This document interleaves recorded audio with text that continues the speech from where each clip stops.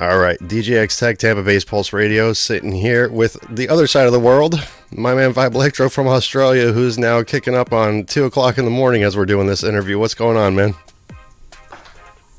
What's up? What's up? What's up? Finally good to meet you, man. Finally good to meet you face to face. Yeah, same here, man. It's always, like I say, it's always good. When you hear the audio, it's always good to have a little bit of background and see a face of the artist. So, let me ask you a question because I'm always interested in how music is flowing in the other parts of the world. Because I know when CDs were still the popular way to get your music and everything like that, we were always like about 3 to 4, 5, maybe 6 months even behind the UK as far as getting new music. So your fellow countryman obviously has a hit single out there called "Astronaut in the Ocean," right? So how long has that been around there, as opposed to the US probably? And is he still getting the same kind of reception now, like as he was, like let's say like 6 months ago, a year ago? Like what's going on with that?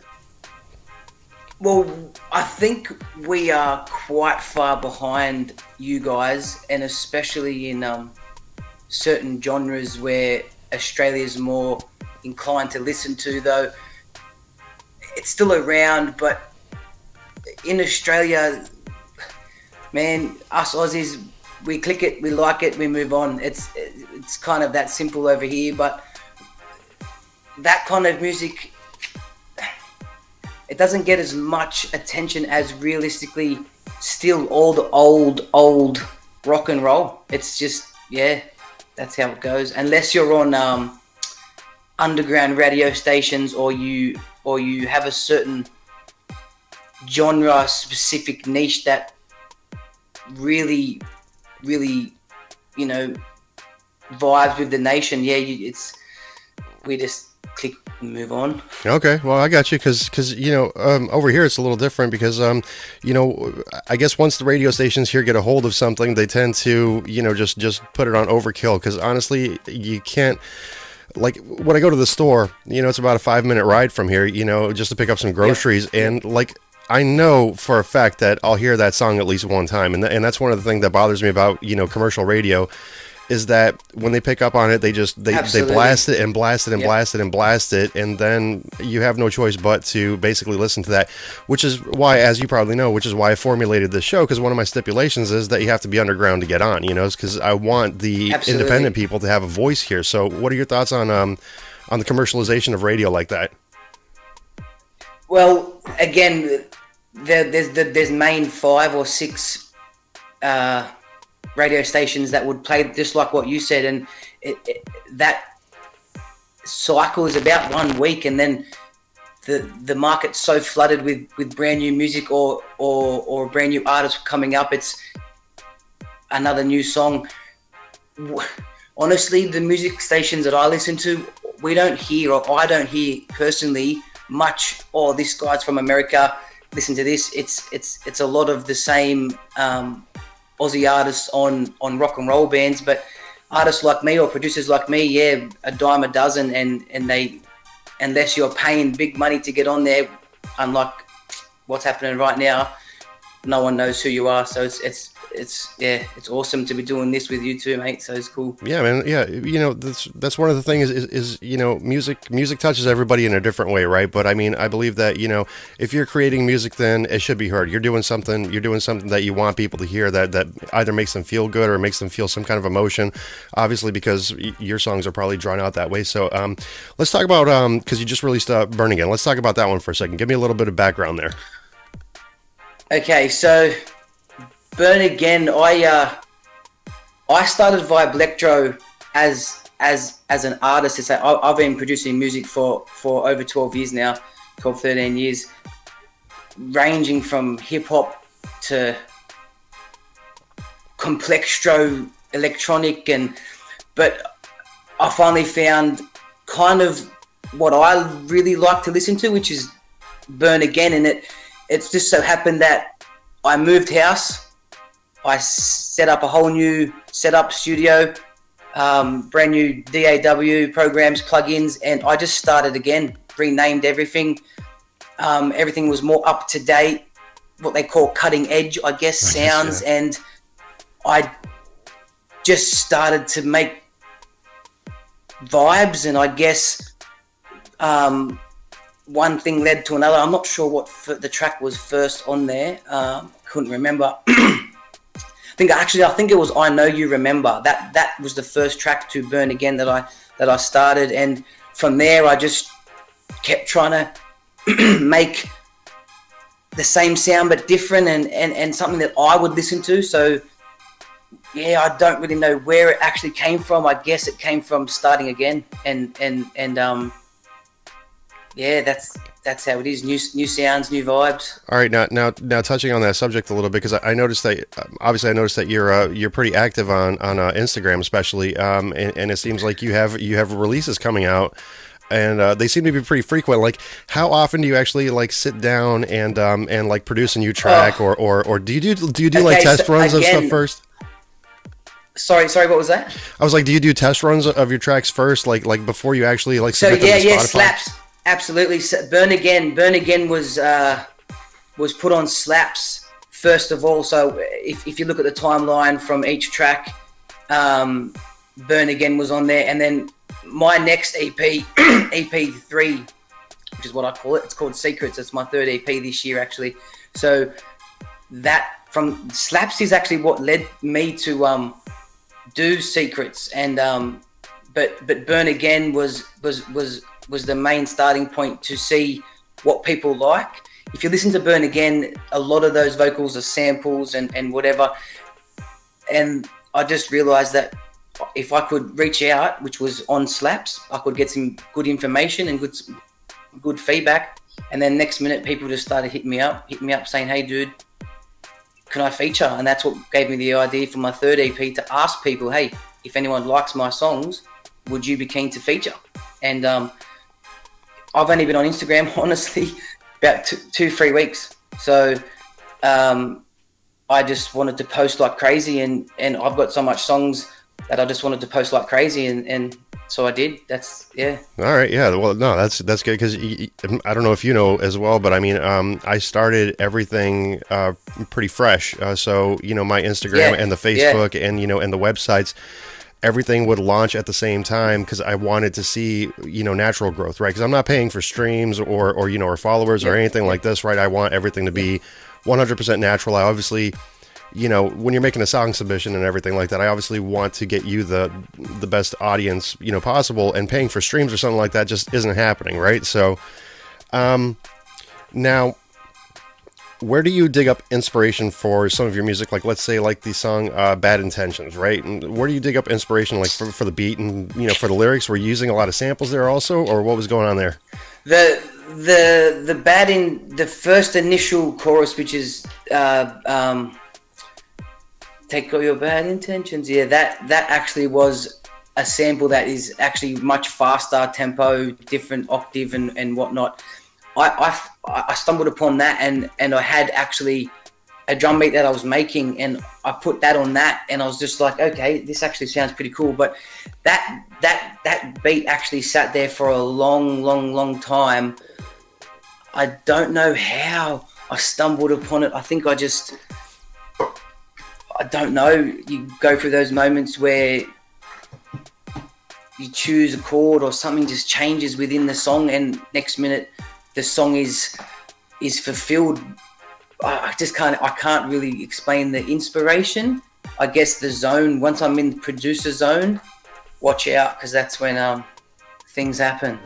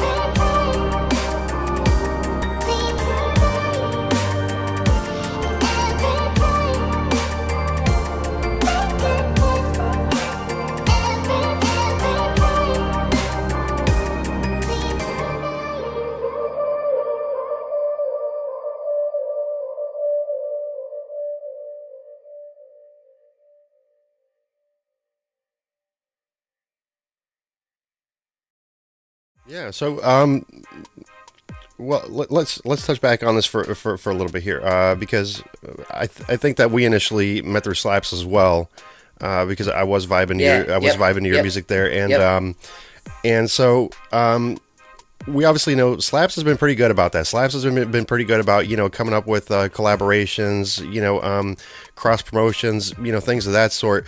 Do you frequent any other sites, like besides Instagram and Slaps and all the major ones? Like, do you frequent like any kind of any specific like musicians blogs or forums or anything like that, just to try to get the word out there? Or like what's generally your kind of like, hey, I need to get the word out about me, like what's your technique, so that way some people maybe can follow suit and just absolutely. There is an app called Fiverr. If you jump on Fiverr, do not buy streams off Fiverr, guys. Nope. Nope. Absolutely right about that. Okay, but you can get awesome reviews. It does cost money, guys. Again, invest in yourself. Invest in the SEO, the search engine optimization of the service that you will get from these guys. Which is, if you were to Google Vyblektro now, you would see me in a few magazines. I think Stereo Stickman. Shout out, there you go. A couple of other ones. Sorry, guys, I can't think off the top of my head, but $5 gets you 500 words or 200 words, and they genuinely listen to your song. They write good words about it, and they chuck it out there. So that's a great service. I think you can find awesome stuff on Fiverr, but again, don't buy stream. Yeah, what I've noticed myself about Fiverr, when I'm promoting my music, is the same exact thing that you're talking about. If it's going to be somebody writing up an article or doing a review, then more power to it. But if you're going to be doing the streams, then don't do the streams, because obviously it's going to get you nowhere. It's not going to gain you any fans or anything like that. It's just it's all crap. On top of that, Spotify don't acknowledge and or pay you royalties for certain streams outside of certain countries. It's just as simple as that. So you might get a service on Fiverr, let's say, from, most of them are from, I'm not trying to be rude here, but maybe Indian or whatever, overseas, and their audiences, again, as far as I'm aware, would not pay they don't pay the royalties. It's just outside of the Spotify, Apple Music, Deezer, they don't pay it. So it's a waste of money anyway. Yeah, I tried one of them, which was like $30, but when you go on Fiverr, they show you how many orders they have in queue, and exactly. Don't get me wrong, I've used them. I've used it. I've had a song deleted off Spotify. There you go, guys. Honest, that's how I know. I had my first ever single, Leave Tonight. Go look it up. It's a banger.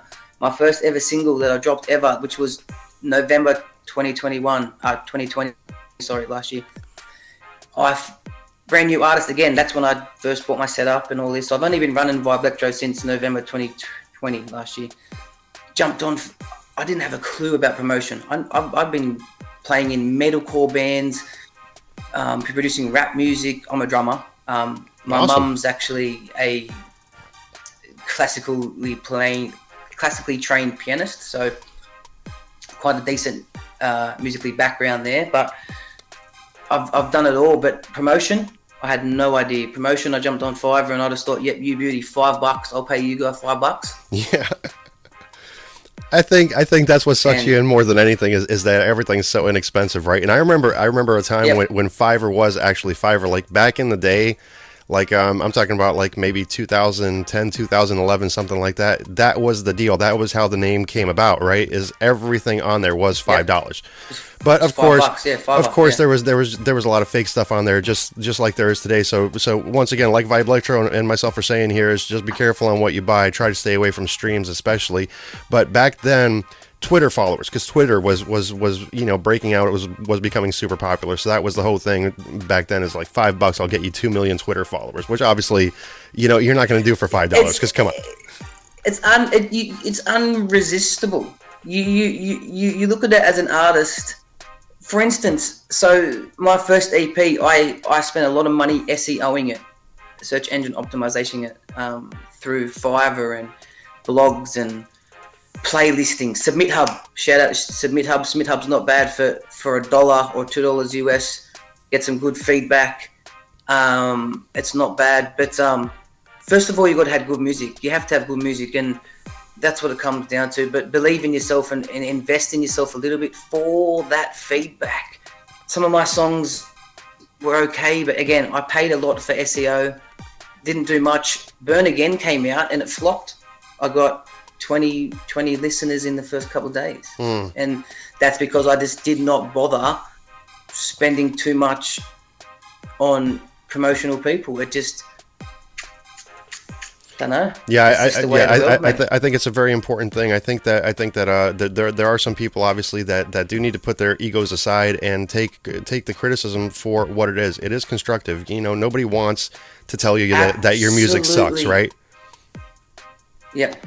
So. And if someone like me, honestly, I've been mixing and mastering and manipulating voices and vox and for so many years, and if I say something to you or write a message, hey, this track is dope, send it to me. I'll give it a whirl. Don't take it as hate, because it's not. It's really not. It's people genuinely like me, mate. It doesn't take that much. And people ask me questions all the time, and I give them out. Some people say, that's really... shout out to Super 5 Stone, mate. You look that guy up. When I met him through Slaps, we started doing some beats, and I mixed one of his songs, and I did a song with Whispers, and he couldn't believe just some of the answers and tips I was giving him, and some of the lingo, like bouncing down a mix and stuff like that. And artists appreciate that. Other artists appreciate that. And treat every number or every click as a fan or a person, and say good day to them, or just, it all counts. But again, oh, absolutely. Promotion. A little recognition goes a long way, right? Yeah, so definitely keep up with all that. Yeah. Now let me ask you, because you were talking about your mom being a singer, and you're doing drums and everything like that. So you pretty much grew up in a musically inclined family. So did music just come naturally to you, or did you have like a defining moment that was just like, yeah, I need to do this for a living? Both. I grew up in that kind of house. Shout out to my parents for building me a little garage in the back, little room to play drums. That's what was my first instrument. Oh, that's awesome, man. Must have been 10 years old. Oh, that's cool. 10. Anyway, playing drums with my mates and my neighbours, Nirvana, kicking back and whatever. From there, it just grew and grew and grew and grew and grew and grew, man. I started my first... I wasn't into producing music at all at the start. I can tell you a story where that actually kicked off. So my love of playing drums and wanting to be in a metal band or a rock and roll band and be the drummer, it was too much for me. So I kept at it. Finally got into a decent band. Had 4 or 5 decent songs. Had some really good artists in this band, right? Metalcore, right? Really, really cool, man, and really talented too. Like August Burns Red style, Killswitch Engage, Anyway, and the guitarist in my band, he was doing an academy which was sound engineering, and he suggested that I learn how to, or know at least a little bit of what he's doing. So I looked it up. I couldn't. His academy, I'm not sure what it is to the version over there of yours. His academy was a paid for one. It cost $16,000. The one that I chose to do eventually was, I guess, through the government. It's called TAFE. I did that. And I did my sound engineering certificate while I was playing in my metalcore band. Finished that basically, and just played metalcore music. And then eventually that band ended like a bad marriage. And we just split up and moved on. And my next focus was, you know what can I do without other people? And that's what I chose. Yeah. Well, I mean, something's like that. Something good ends up happening, out of situations like that at times, right? Which obviously in your case, I think is true. I mean, I haven't heard your heavy metal stuff. I'd like to hear it sometime, but I mean, the drummer's usually in the background unless you're Lars Ulrich, right? Then with Metallica, he was basically the front man aside James Hetfield, right? But well, yeah, exactly, yeah. I've got a joke. So, what's the difference between a drummer and a large pizza? That one I don't know. A large pizza can feed a family of 4. Oh, damn. Oh. No disrespect going out to the drummers out there, obviously. So 100%, mate. I'm a drummer for life. That's just I copped it my whole life. What else was there? So what do they call the drummer? I think the joke is the bloke that hangs around musicians or something. But anyway. I've heard that one before. Yeah. Let me see. Yeah. So, what are the future releases? I think you mentioned that you were working with Superstone right now. Yes, Super 5 Stoned. Look him up. Shout out to Super 5 Stoned. SUPER 5 Stoned. This guy hit me up on Slaps on one of those features, which is coming out on the Secrets EP as soon as I get a couple of tracks from Aaron Young. Shout out to Aaron Young and Immortal Youth. Shout out to Immortal Youth and RF Ghost. Actually, buddy, please contact me, please. If you watch this, contact me. I don't know what's going on with that beat, but anyway, once I get these beats going, that's coming out. But besides that, from me personally as an artist, they are a EP Vyblektro featuring artist. The tracks I'm working on with Super 5 Stoned are Super 5 Stoned produced by Vyblektro. These tracks are bangers, guys.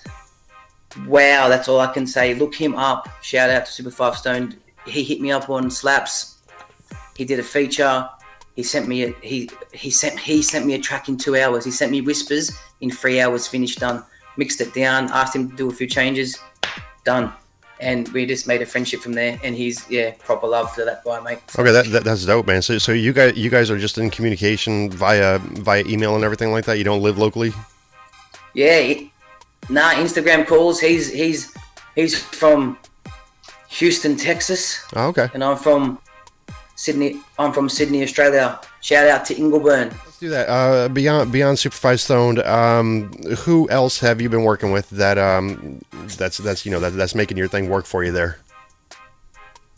Okay, there's some really talented artists that I've been honoured to work with, which is first of all Trip Knowledge. You can look these guys up on Slaps if you guys are on DistroKid, and you can jump on Slaps. It's Trip T.R.I.P knowledge, Trip Knowledge.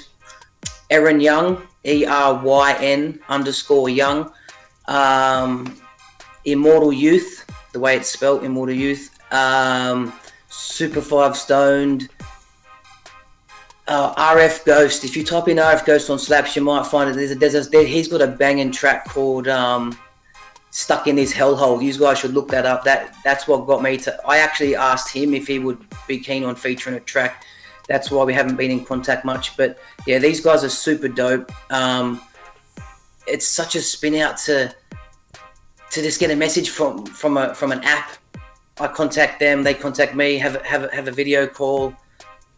Next minute, I'm getting memos, voice memos of what they might sound like, and I'm saying, yep, this, that. And for years and years and years, I recorded rap music, and I recorded people, I recorded blow-ins, I recorded people coming and going. I recorded non-finishes. I recorded wannabes. It got to the point where I just got over it. This collaboration, like I said, I've only been doing Vyblektro since last year. I've only been doing slaps and people asking for features for about a month, and I'm banging out an EP. If you're keen to work, and hit me up, hit these guys up, hit Slaps up, hit DJ Official X Tech up. For sure, use guys, for sure, man. Much love to everyone. Absolutely, man. Did I get that right? Yeah. DJ X Tech. Yeah, man, you got it. Yeah, I'm on a mission. I want to get it. I want to get every underground artist heard. And speaking of that, what is the underground there are scene? a ton of artists on Slaps. Oh yeah, Yeah, sorry, mate. Yeah. No, I was gonna say. I know that there's a little bit of a delay, but I was gonna say that on Slaps, I mean, it's amazing. Like what you're saying, the talent that's out there. How many bangers you could just fall on.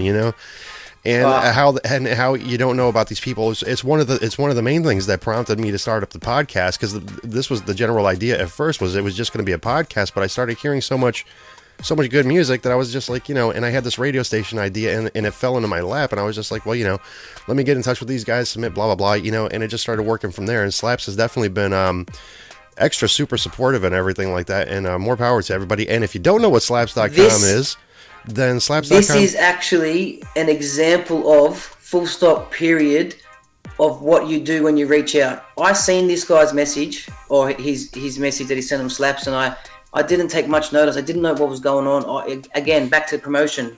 I'm just a simple producer. I don't know what promotion. I don't know how to promote myself. Hit him up. You guys hit people up. I just hit him up and I said, hey, do you mind if I submit some music? He said, no worries. Hit this guy up. Hit people up. Hit other people up. Whatever. But people like this guy, it's hard to explain, because 2 weeks ago I was just making a beat. Now I've got this. They're playing on Tampa Bay Pulse Radio, Florida. Is that correct? Yes. And now I'm having an interview with him. So it just shows good music, good communication, and supporting. Much love. That's it. Oh, much love back at you, man. I really appreciate that, man. The good comments like that are nice, and and I'll say that generally everyone's been pretty receptive. If you look at my Instagram, you'll see like people have made like little dance videos and things of that nature, and much love going out to the entire IG community with that, and the music community in general. Yeah. So is the underground scene pretty big in Sydney, or does it kind of like follow what you were talking about with the radio stations there? Is it just kind of like non-existent? And how has, because what's COVID looking like there still? Are you starting to like reopen clubs? What's going on with the music scene in general, but especially the underground scene? As far as I know, festivals, which I wouldn't call the underground scene, but it's the main scene, which would be festivals. COVID just shut them down. There's no live music. And if it is, I believe up until recently, you had to sit down and you couldn't dance. So, yeah. Well, I mean, that's a little bit of a shift for going to a live show, right? Like, how the hell are you supposed to go and not move around? Even shopping centers and stuff like that. There's an old shopping center I used to visit.